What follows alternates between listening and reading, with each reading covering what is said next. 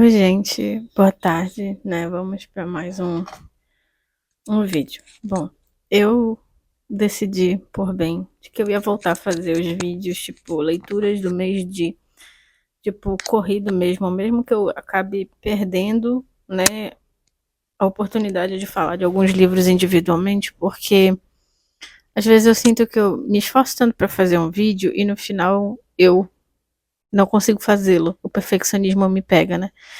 E, por exemplo, eu tô devendo agora A Insustentável Leveza do Ser, do Milan Kundera, mas é porque eu fico naquela, eu tenho que pesquisar alguns textos e análise e parará, e eu nunca faço. Aí eu quer saber, eu vou começar a falar só dos livros mesmo, juntar num vídeo só, mesmo que fique grande às vezes, porque senão eu não falo, né? E às vezes eu perco o timing das coisas, eu queria, tipo, às vezes é bom, porque me dá tempo pra, tipo, alguma coisa acontecer e remeter o livro, mas eu vou ficar esperando, sabe?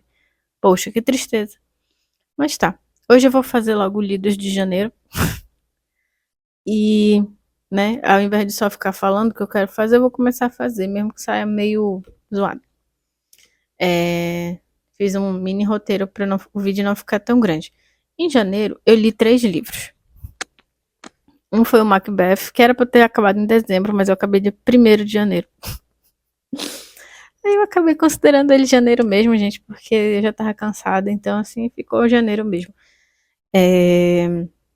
Bonequinha de Luxo também eu li, eu vou deixar aparecendo aqui e tal. Bonequinha de Luxo eu também li, eu entrei num clube de leitura, não lembro o nome do clube, mas eu entrei porque a Julitera, né, ela falou desse clube que ia ter leitura coletiva em janeiro, se não me engano, de Bonequinha de Luxo. Aí eu tava com esse livro no meu Kindle há muito tempo que eu queria ler, que eu já assisti o filme, né? E eu sempre fico adiando, né? Porque eu já li A Sangue Frio do Capote também. E eu gostei, eu queria ler outra coisa do Capote, né? E o mais famoso dele é Bonequinha de Luxo. Aí eu li, e finalmente eu li. E eu acabei em janeiro também. E Oliver Twist. Bom, eu vou me virar aqui pra eu pegar os livros, né? O Bonequinha de Luxo foi o único que foi no Kindle e vai ficar só a capa aqui porque eu tô com preguiça de colocar. E o meu Kindle tá ali do outro lado. Ai, deixa eu me afastar aqui. Mas tá. Em janeiro, eu li Oliver Twist. Nem era ele que eu ia falar agora, mas eu acabei de fazer também a minha pesquisa aqui. Eu tava lendo alguns textos, né, sobre Oliver Twist. E Oliver Twist fala da vida desse órfão. O Oliver, a gente já começa quase. Não sei se, por exemplo, eu só li o David Copperfield e tirando o Conto de Natal, né? E esse aqui, no caso, o Oliver Twist, o David Copperfield e o Grandes Esperanças, do Dickens. Então, tirando Grandes Esperanças, que a gente não tem muito do nascimento, esse aqui a gente tem, né? A gente acompanha desde que o Oliver nasce. E eu tava lendo no texto de apoio da edição da Penguin Companhia, da Penguin, da Penguin, que o sobrenome deles, Twisted, né? Twister, no caso, Oliver Twist, remete a enforcado, né? Porque esse era meio que o destino, né, do Oliver. Tanto o Sr. Bumble, eu acho, quanto qualquer outro adulto, assim, que. Alguns adultos nesse livro são terríveis. Eles falavam que o destino do Oliver, talvez, né? Tipo, o que esperar de um menino órfão, pobre, que não tinha nada nem ninguém na vida? Era ir pra forca, né? Que esse livro se passa, a maior parte da infância dele, do caso do. A gente só tem até, sei lá, os 13 anos de vida do Oliver. E tá em vigor a lei dos pobres, né? Que toda assistência social que é destinada às pessoas de baixa renda é interrompida. E basicamente, tipo assim, eles, agora vocês têm liberdade para morrer de fome, né? A maioria das pessoas aqui do livro, que estão neste livro, são retratadas, são, na verdade, pessoas pobres, né? E não é à toa que tem um momento aqui que é um agente funerário que está conversando, né, com o sacristão, que é o Sr. Bumble, que detesta o Oliver. Eu gosto muito de como, nesse livro, é revoltante, mas a hipocrisia, assim, principalmente da classe clériga, né, é bem mostrada, assim, tipo, de que eram pessoas que deveriam transmitir alguma esperança, né? E na verdade, eles são as pessoas assim que mais detestam gente. Ai, pera, apareceu uma notificação de bateria fraca, mas tá. Que mais detestam gente, né? E meu cabelo tá sujo, tá, gente? Depois que ele tá preso. Hoje, porque eu saí, ele tava limpo de manhã, só que eu fui sair, né? Aí tá muito quente hoje aqui na minha cidade. Eu tô assim porque, né? Eu já tinha deixado o ar-condicionado aqui pra gelar. E é isso. Mas tá. Tentar resumir de uma forma mais breve, né? A questão de Oliver. Oliver é esse menino órfão e a gente acompanha ele desde o nascimento, né? Twist também quer dizer maldição. E entra em contraste com o nascimento dele, porque a mãe dele, antes de morrer, né? Segundos antes de morrer, quando ele acabou de tipo, sair dela, ela pega ele, né? E ela transmite a última oração, que no caso são as últimas bênçãos para ele, né? Antes de morrer. Mas tá. O Oliver é esse menino pobre, que nesse contexto, logo no começo, que basicamente é o naço, né? De todos os personagens, ele acabou de nascer e ele é só um bebê. E ele nasce em umas circunstâncias um pouco esquisitas, né? A mãe dele é uma mocinha que o pessoal do asilo onde ela chega, né? Suspeita de que, na verdade, ela tenha engravidado de alguém, tipo, engravidado, né? Num contexto onde ela não era casada com o cara, né? De quem ela engravidou. E ela foi ter o bebê, né? Ela sumiu da sociedade para ter esse bebê. E ela chega lá em contexto muito esquisito, ela já tá sem sapato, ela anda dias a fio, ela tá muito cansada e ela só tem, né, tempo para basicamente ter o Oliver e morrer. O Oliver cresce, esse menino, sem amor, sem afeto, né, mas ele é um menino que, apesar dessas situações, ele ainda é um menino assim muito ingênuo, né, pra maldade das pessoas. E ele cresce em orfanatos, obviamente, né. E nesses orfanatos, com relação à lei dos pobres, as crianças não recebem comida, basicamente, né?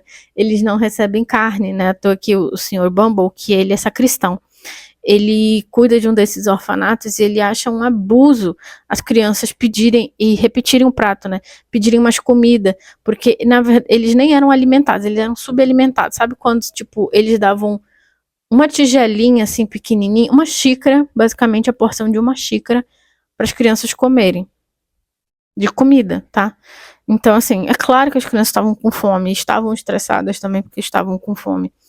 E eles não davam carne para as crianças porque eles falavam que carne não era para criança, fora que carne podia despertar sentimentos tipo assim, que fariam as crianças se rebelarem, né? A falta, com certeza.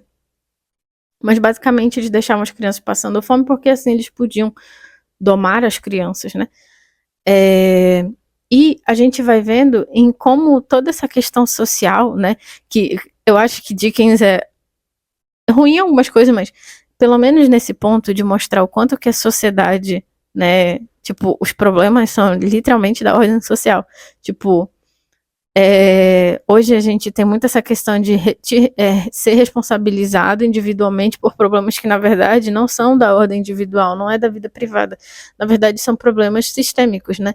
Do modo de produção no qual vivemos. E acho que o Dickens é um dos autores que mais expressou isso, né? Tipo, o nosso problema é o meio em que a gente tá, é a sociedade em que a gente tá. É no modo de produção em que a gente está submetido, né? Então, a gente perpassa esses poucos anos da vida, né, porque assim, a gente tem o começo, né, da vida dele quando ele nasce e depois a gente já corta, ele já é menino grande, né? Ele já tem 9 anos. Então, a gente vê, né? E a gente tem, como todo e qualquer personagem de Dickens, no mínimo o que a gente espera é que vá haver, né? Uma certa. Toda essa questão de o universo vai trabalhar para essa pessoa, né? Tipo, acontecem coisas na vida do Oliver que a gente percebe que ele vai subir, socialmente, vai ascender socialmente, né? Então, a gente tem até certo momento que o Oliver não sabe quem era a mãe dele, né? E a gente no final vai descobrir em quais condições, né? Ele foi concebido, ele até ganha uma herança, né? Pouca, mas ganha. Então, assim, foi meu dia 15 desse ano. Mas eu tenho críticas a esse livro, gente. Eu não gostei muito, na verdade, tipo, da maior parte. Eu achei um livro um pouco prolixo. Então, eu achei o Dickens, na verdade, prolixo, né? E tinha umas coisas aqui que, por exemplo, a forma como alguns grupos são representados, né? Tipo, estereótipos. E o fato de que, cara, às vezes tem coisa aqui que eu não queria. Tipo assim, sabe, eu sei que ele publicava isso aqui como folhetim, né? Ou seja, ele ganhava por quanto mais ele escrevesse. E sabe quando você pensa assim, tá bom, eu não quero saber o que vai acontecer com esse pessoal, né? Alguns estereótipos estão muito demais, assim, nesse livro. Mas, no geral, eu queria saber o que aconteceu com o Oliver, né? E eu só não dei 5 estrelas, né? Não que eu costume dar 5 estrelas pra todo mundo, mas, tipo, eu dei acho que 3,5 estrelas. Porque uma eu tirei porque eu não gostei do timing do livro com relação a esses momentos prolixos, sabe? E uma porque tem uma morte de um cachorro. Aí foi muito traumático, sabe? Eu achei muito demais. E, assim, eu achei muito traumatizante ler a morte daquele cachorro, gente. Eu tirei meia estrela. Eu não gosto de quando cachorro morre em filme, em bichinho morrendo. Não é comigo, tá? Não coloque no livro porque eu não vou gostar muito. Mas tá, vamos passar para o próximo livro. Bom, o próximo livro eu não vou ficar segurando porque ele é grande. Mas eu li Macbeth, finalmente, né? Acabei dia 1º de janeiro, era pra ter acabado até dia 31. Só que dia 31, eu fiquei. Dia 31 é o aniversário do meu pai, né? No dia do ano novo. Então, tipo, na véspera de ano novo, né? Então acaba que a gente tem toda uma dinâmica aqui de como funciona aqui em casa, né? Com relação ao aniversário dele. Então, eu não consegui terminar no dia 31, mas só no dia 1º. Mas tá. Macbeth conta essa história, né? Desse cara.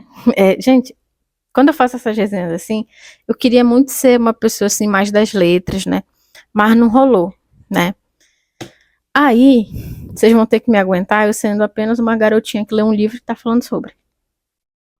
E é isso aí. Então, assim, não espere nada muito acadêmico. E o que acontece? Em Macbeth a gente tem, para fazer esse trecho do vídeo, eu li o Notas sobre Shakespeare, que eu esqueci o autor, mas vai aparecer aqui a capa. Aqui a capa. E eu li também, eu acho que foi nesse livro aqui, eu fui no outro. Pera, não. Foi nesse aqui no Personagens ou Pacientes, do Taki Athanasius Cordaz e Daniel Martins de Baixo. São organizadores. São os organizadores do livro, no caso, né? E eu acho que os dois são psiquiatras, ou um é psiquiatra e outro é psicólogo. Mas é assim, basicamente eles fazem, não é análise literária, mas eles fazem análises à luz do campo da saúde mental, né? Desses personagens da literatura. Esse aqui tá o do Macbeth, que eu li. Mas é muito, muito breve, sabe, gente? Muito resumido. Então, não é assim, ensaio, né? Não é nada assim muito acadêmico que né, fale sobre o negócio. Não dá pra ver porque minha mão não vai ajudar agora. Mas tá, ali nesse livro aqui, no Notas sobre Shakespeare, eu acho que só. Mas tá, vamos lá. Macbeth é esse cara. Ele eu vou usar o termo vassalo, mas, né, não sei se tá correto usá-lo. Mas, tipo, ele é vassalo de um rei, né? E ele luta por esse rei, né? O rei Duncan, da Escócia. E o que é que acontece? Um dia ele tá bem todo pimposo, né? Com um amigo dele, o Banco. E eles encontram 3 bruxas, né? No caminho. E essas 3 bruxas, ao invés delas ficarem quietas, mas, tipo, elas falam pra eles, elas fazem previsões pra eles, né? E uma das previsões pro Macbeth é que ele seria rei, né? E aqui funciona um pouco quase como funciona a profecia em Édipo Rei, né? É dada a profecia a Édipo, né, no caso, para os pais dele, que ele mataria o pai e casaria com a mãe. E os pais, na tentativa de proteger o filho desse destino, acabam por cumprir a profecia. Basicamente é isso que acontece com o Macbeth, né? Só que no caso dele, não é tipo de se poupar desse destino. Ele vai atrás desse destino, né? Falam para ele, você vai ser rei. Então ele pensa, bom, para eu ser rei, significa que o Duncan tem que ir, né? E é isso que ele faz, né? O rei Duncan vai passar uma temporada, ele vai para se eu não me engano, tem uma festa lá tipo uma comemoração que lá na casa do Macbeth, nas terras do Macbeth, e ele fica hospedado na casa do Macbeth, obviamente, né? E nisso é quando o Macbeth e a esposa dele, a Lady Macbeth, se aproveitam, né, para cumprir o destino, que já está exposto. É aquele negócio de vai acontecer, não é uma possibilidade, né? É uma certeza aqui. O negócio é como isso vai se dar, né? E a gente tem toda essa questão psicológica mesmo. A peça é mais sobre isso do que outra coisa, assim, do que os fatos dela em si, né? É todo o sofrimento psicológico que o Macbeth e a Lady Macbeth passam, no caso, dessa, em parte, desculpa, mas também dessa vontade, né, de cumprir com esse destino.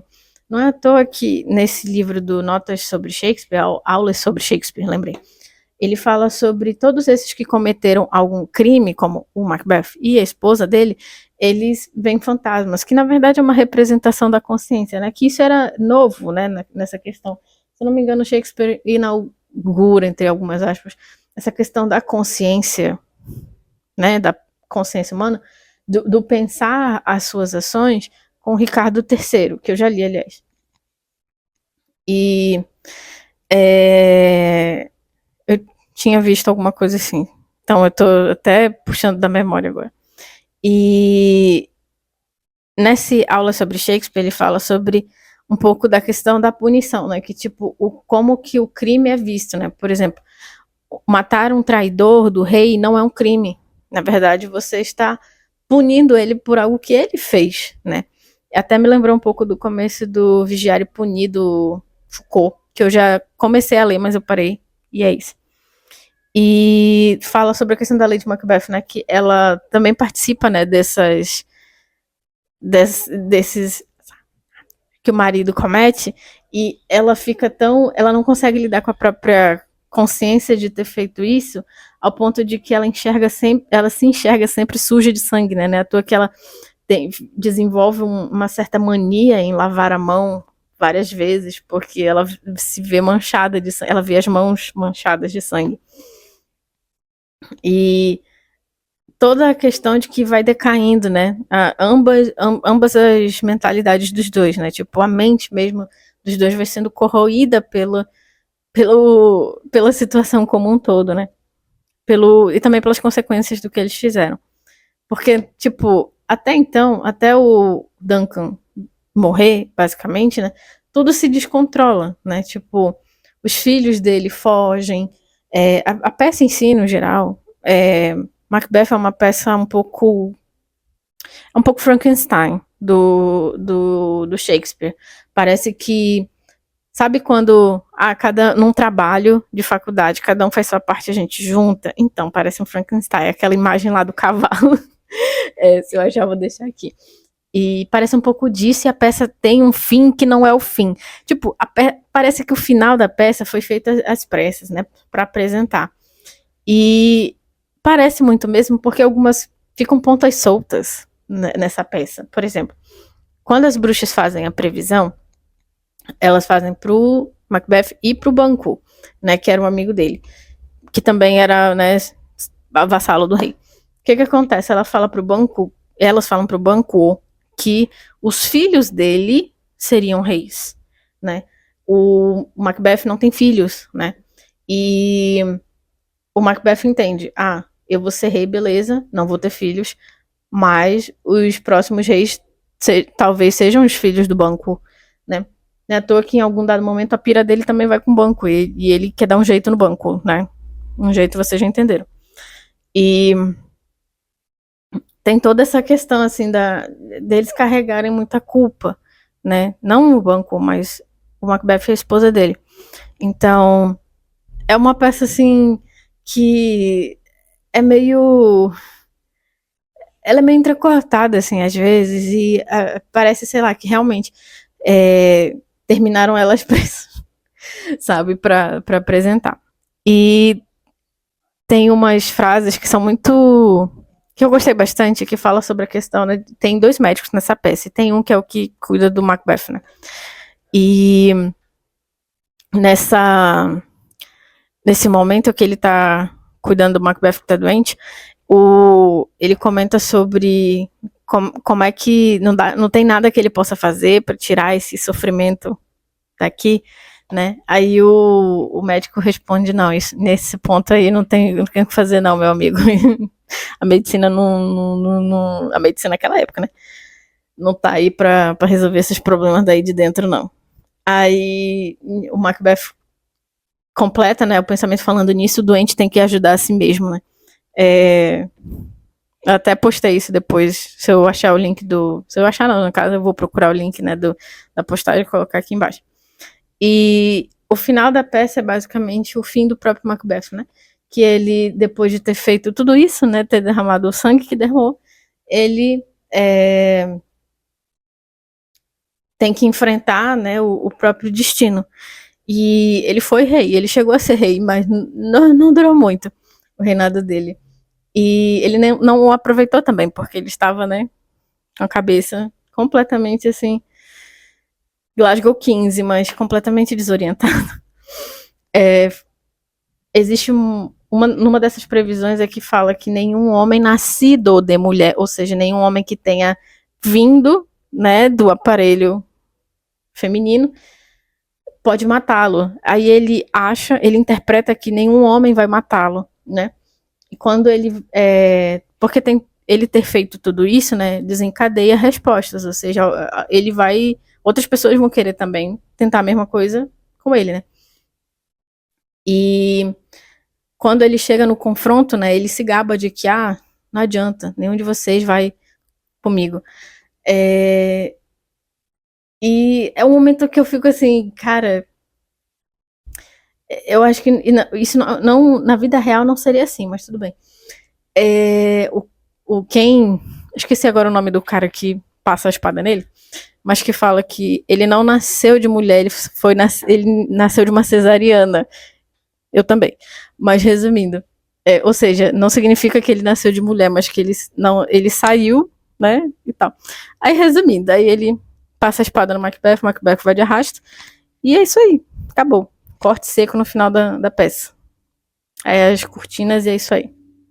O último livro que eu li, vai ficar a capa aqui, porque tá ali no Kindle, foi o Bonequinha de Luxo. E esse eu vi um vídeo de 2 psicólogas comentando sobre ele, e no caso, né, qual é a história de A Bonequinha de Luxo? Nós temos a Holly Golightly, que depois o sobrenome dela também tem a ver com vá com leveza, né? Só que esse spoiler eu já tinha pegado que até nesse grupo de leitura, né, clube de leitura que eu entrei, eles estavam comentando sobre o nome dela, né? E aí eu falei, poxa, esse spoiler eu já peguei, porque eu li As Irmãs Blue, né? E no caso, o pai das meninas, ele queria escolher o nome Holly, né, pra Nick. Só que a mãe não quis, né, porque a Holly basicamente é uma acompanhante de luxo, né? E ela não queria um nome de profissional, né, desse tipo pra filha dela. Então, ele escolheu Nick, que se eu não me engano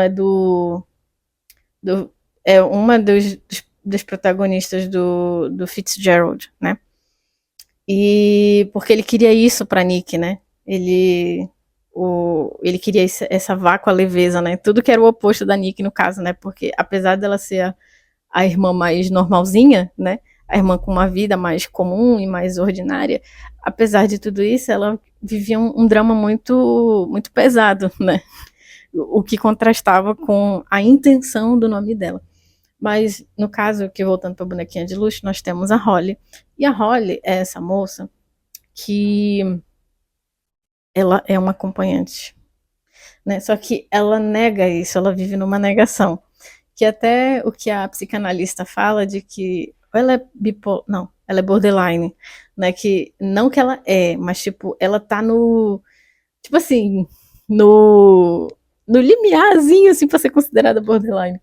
E só que a Holly, assim, ela tem uma vida, né, de que é uma vida muito sofrida, sabe? Ela teve que é quase como dizer que para ela aceitar a vida como ela teve a vida, né? Tipo, desde quando das coisas que aconteceram com ela, ela teve que criar meio que uma realidade onde as coisas não fossem aquilo que são, né?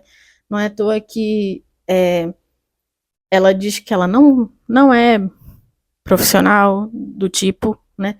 Ela somente aceita dinheiro de homens, que o dinheiro da toalete, né? De que esses homens pagam pela companhia dela apenas, não por nenhum outro tipo de serviço. E ela conhece esse escritor que em algum momento, né, vira vizinho dela. E ele fica intrigado, ele até se apaixona por ela, né? Ele admite isso no livro, de que ele se apaixona pela personalidade dela, né? E assim, é a vida dela, né? De uma garotinha que mora em Nova York, sabe? E ela gosta, o nome original, né, o título é Breakfast at Tiffany's, que é café da manhã na Tiffany, e que ela gostava de ir lá na Tiffany não para ficar vendo joia, né, mas porque ela via o quanto que na Tiffany tudo tem ordem e tem sentido e organização, tudo que na vida dela não tem, né. Ela deseja essa ordem, essa organização da Tiffany's para a vida dela, tudo que ela não consegue proporcionar nem para si mesma. Então, é uma história, assim, um pouco interessante, mas apesar de tudo isso, eu não gosto muito do Truman Capote, porque, tipo assim, não é que eu não gosto de Truman, mas no sentido de que eu não gosto das vezes de como ele descreve algumas coisas, porque ele tinha um jeito de ter uns estereótipos, de usar, tipo assim, ele usava estereótipos para as coisas, e eu não gosto disso, porque alguns são bem, não sobreviveram ao tempo, vamos dizer assim, sabe? E é um pouco disso. E, né, a gente tem toda essa questão da Holly, né, de como que ela se enfia em certas situações, assim, que ela sabe que não são certas, que são situações, assim, muito obscuras e erradas. Só que é aquele negócio de que ela não, ela tá numa negação, sabe? E é toda uma questão. Eu vou deixar o vídeo aqui embaixo do vídeo dessas duas psicólogas fazendo análise, né, não análise psicanalítica também, mas usando as ferramentas da psicanálise, né? Mas elas comentando, né, tipo, a leitura, fazendo uma análise da leitura de Bonequinha de Luxo, que eu gostei bastante, né? Não acho que eu vou ler mais alguma coisa do Capote daqui pra frente, mas me deu vontade de ler Fitzgerald depois disso, né, que é o Tender is the Night, Suave a Noite, né? Dele. Eu acho que eu só li o Grande Gatsby dele. E sei que o Fitzgerald tem uma questão aí que parece que, na verdade, ele usava os escritos da esposa dele, né? E complicado demais. Mas é isso, gente. Foi tudo isso que eu li em janeiro. E, né, vem aí em algum momento, né, o meu vídeo sobre a insustentável leveza do ser. E que também tem um texto aqui, só que é no livro 2 do Personagens e Paciente que eu vou ler. E que esse eu já vi tipo, eu já fiz uma pesquisa sobre ele, sabe? Pra eu falar. Mas vai, tipo assim, não, eu não sou nenhuma acadêmica, né, de literatura, então não esperem coisas muito assim, muito aprofundadas de mim, porque eu acho que eu vou acabar falando só como uma simples leitora mesmo. E é isso aí, gente. Vou ficando por aqui. Vejo vocês nos próximos vídeos. Eu ia fazer atualização de leituras também, mas o vídeo já tá um pouco grande e eu vou sair para tomar café agora. Então é isso, gente. Vou ficando por aqui. Vejo vocês nos próximos vídeos e é isso. Agora sim. Tchau.